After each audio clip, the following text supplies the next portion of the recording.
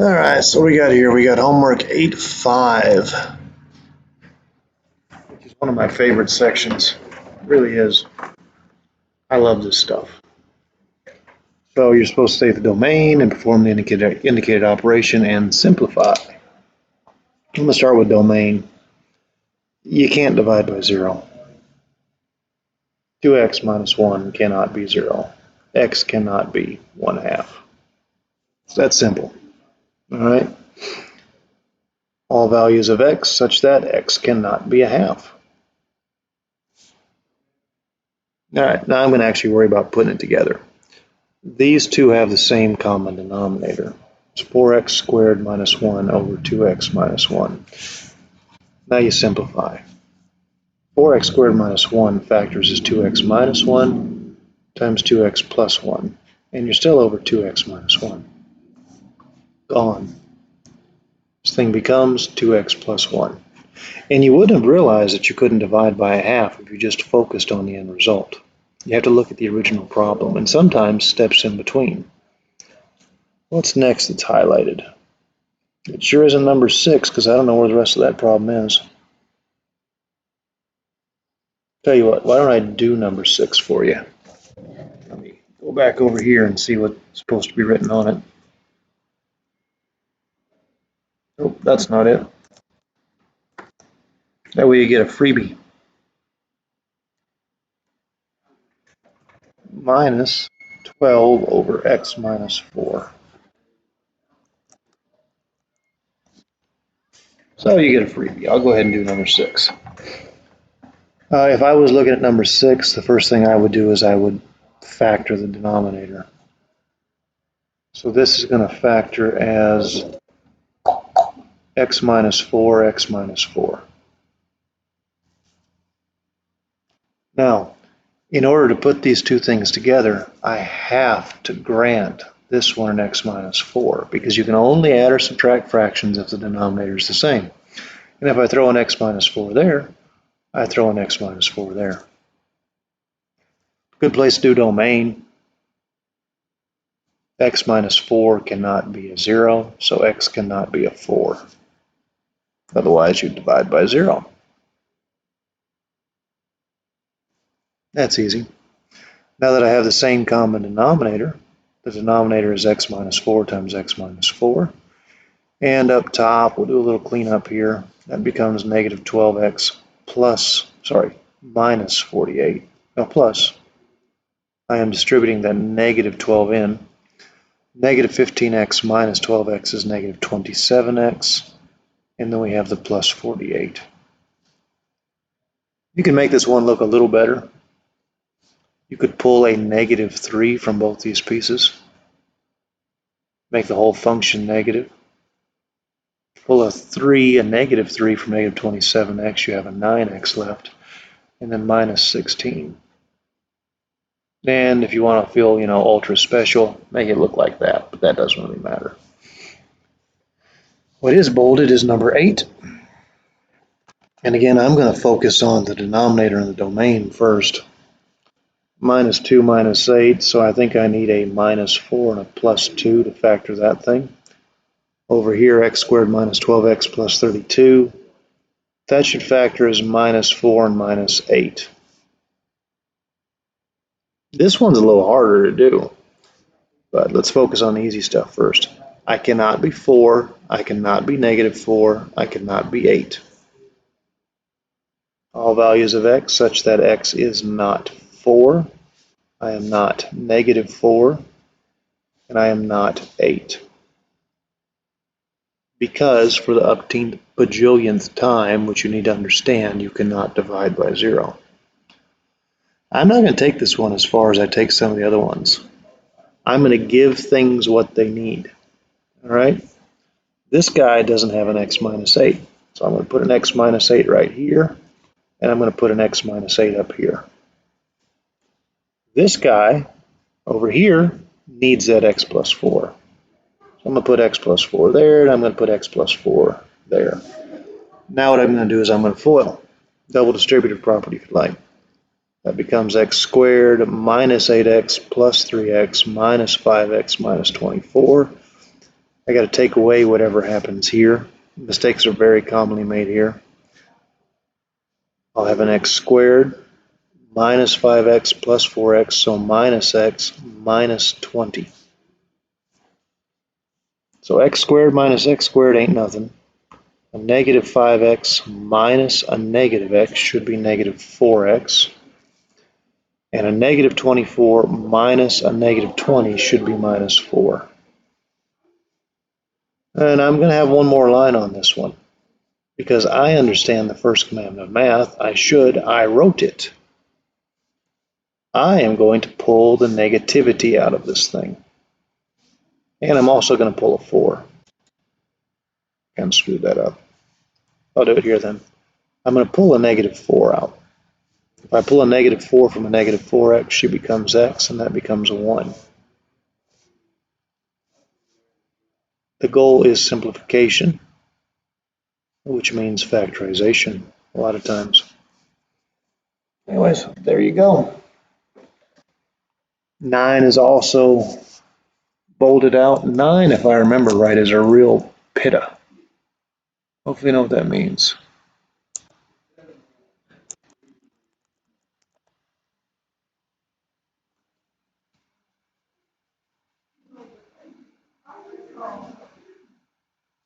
All right, there we go. We got addition and subtraction, don't we? First off, you ought to know without any hesitation, that's x minus 5 times x plus 5. You're going to have to grant everything it doesn't have. And I need more room, so I got to do another line. If I scan, I notice this denominator doesn't have an x plus 3. So I have to give that particular piece an x plus 3. Minus because there's a minus, x minus 1. I notice this denominator does not have x plus 5 or x plus 3. So it needs x plus 5 and it needs x plus 3.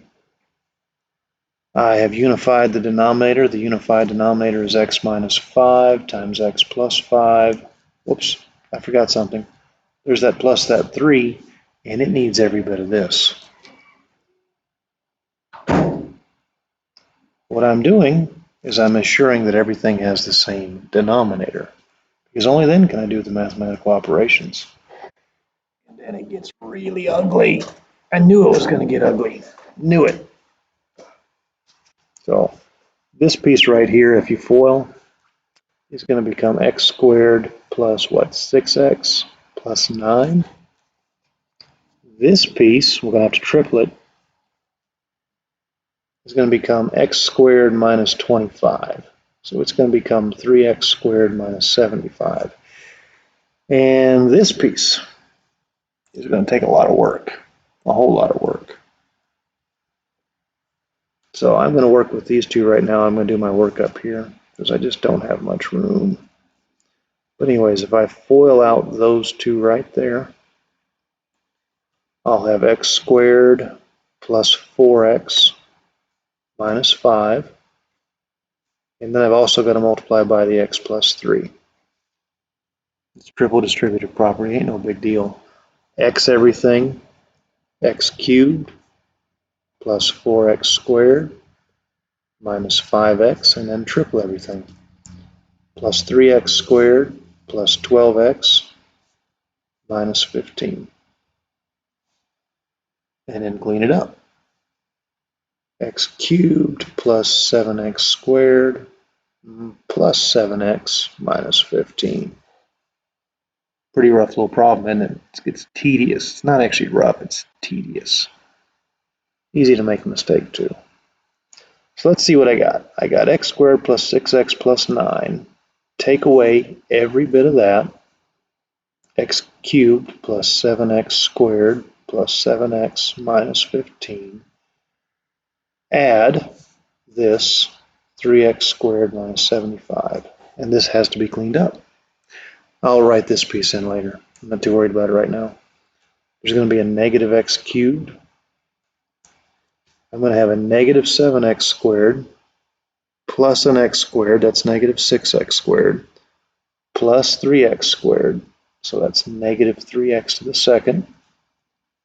Mark off what I've taken care of. I've got a negative 7x plus 6x, so minus x. I've got a negative 75 and a negative 15, that makes negative 90. Add 9 back, plus 81. And it's sitting pretty over x minus 5 times x plus 5 times x plus 3. It sucked, didn't it? It is what it is. Domain's easy on this one. I cannot be 5, it cannot be negative 5, it cannot be negative 3. I have all values of x such that x is not negative 5, negative 3, or positive 5. Ooh, 11. I like 11. 11 is a nested fraction. And you won't know how to clean it up until you figure out the LCD. So this little guy, 8x minus 20, is 4 times x minus 5.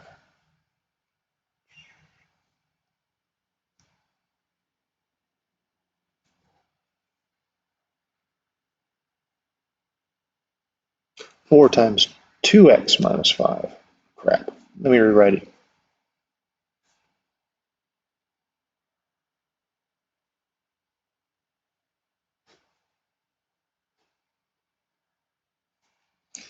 Now, by the way, domain should be thought of right here. It should be.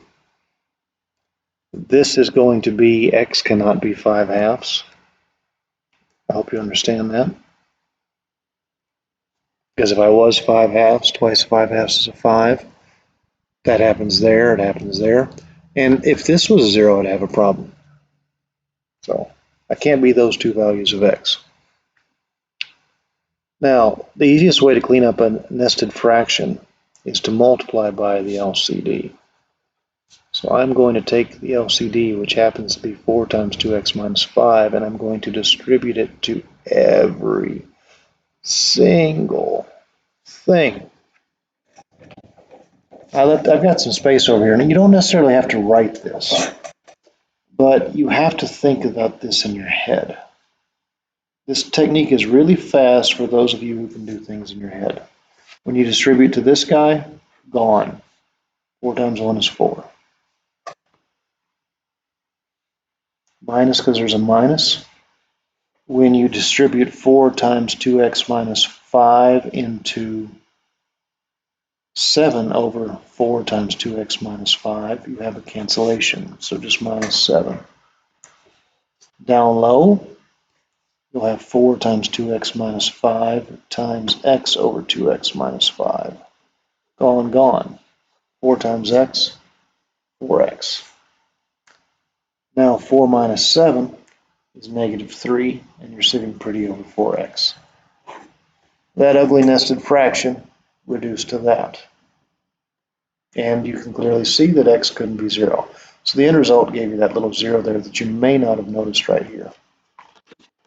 All right, that's done. Backside's up next.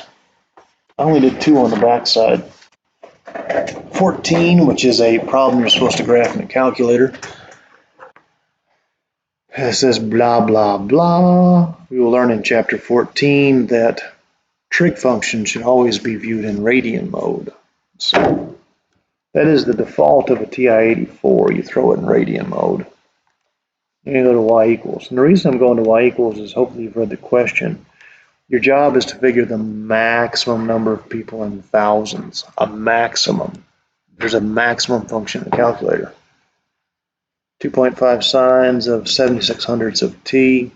I actually will not teach you guys this year how to graph these functions. I used to, but then it's like kids just got slower and slower and slower and slower.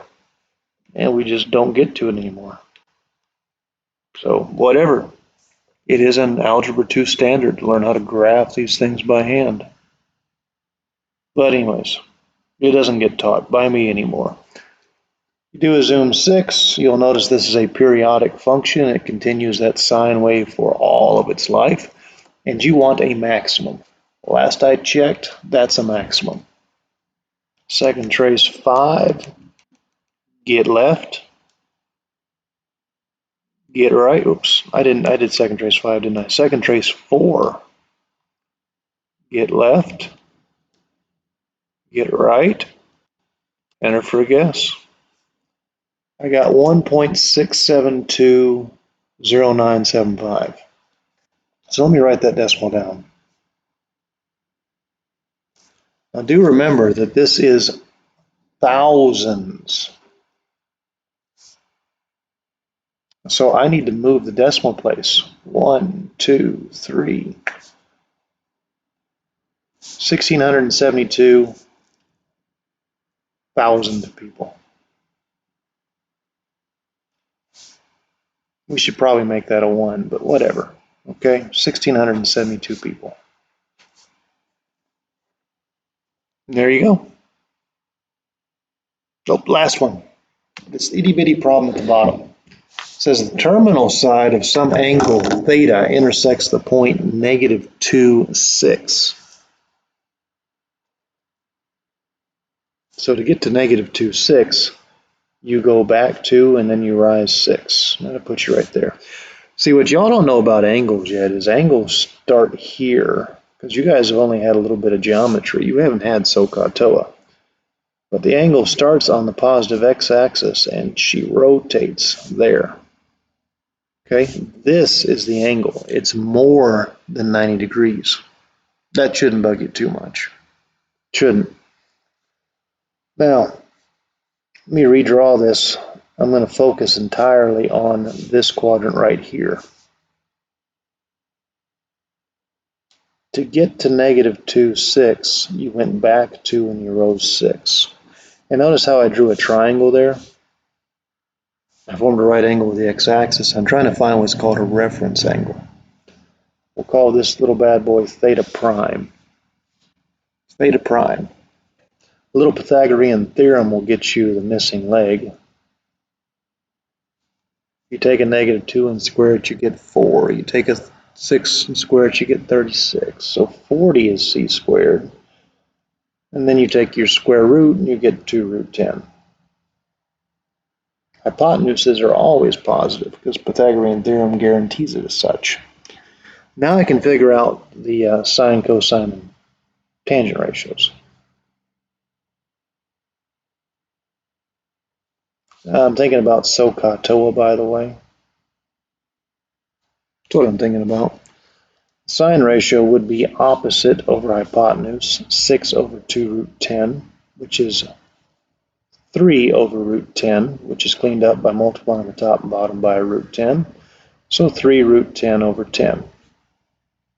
Sorry for those of you who are bashing me as of late. It's not my fault you didn't learn geometry. Or it's not my fault that you didn't try to learn it. Whatever. You know, I only teach a handful of seniors their senior year because they're the only ones who are actually good at the subject. That's all I do. Cosine, adjacent over hypotenuse, -2 over 2 root 10. The 2's cancel. That's -1 over root 10. We clean that up by multiplying top and bottom by root 10. So negative root 10 over 10. Tangent, opposite over adjacent, 6 over -2, which is -3. I think it also says, what is theta? So I'm going to pick any one of these ratios. I'm going to pick on this one right here. I know the tangent of theta is -3. So theta is the arc tangent of -3. Simple enough.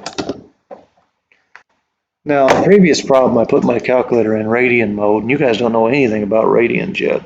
So you get to switch over to degrees. Arc tangent of -3 returns a -71.56 degree angle. Negative angles rotate like this.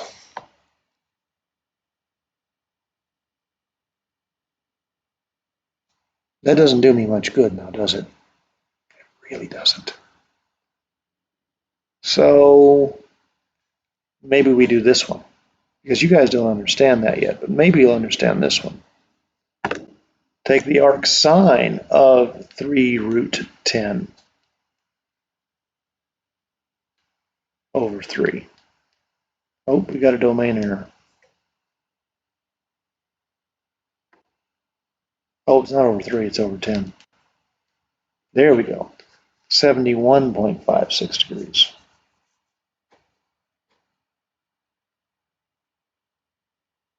But wait a second. My angle's over here. You see, what you did is you found this little guy right here. You found this piece to be 71.57 degrees. The actual angle, theta, is 180 minus 71.57 degrees, which is 108.43. That's theta, 108.43. Now, there's a lot going on there. By the way, the reason I'm starting to talk about this, and I'm going to try and put on every single homework assignment for a while, is because what's coming is trig. Trig is coming. Now, here's what's kind of cool. I came up with this 108.43 degree angle. Sine of 108.43. Whoops. We do that again. 108.43 is a 0.95 number. I had cleaned that up to look like 3 root 10 over 10. Oh, they're the same thing, minus the rounding error.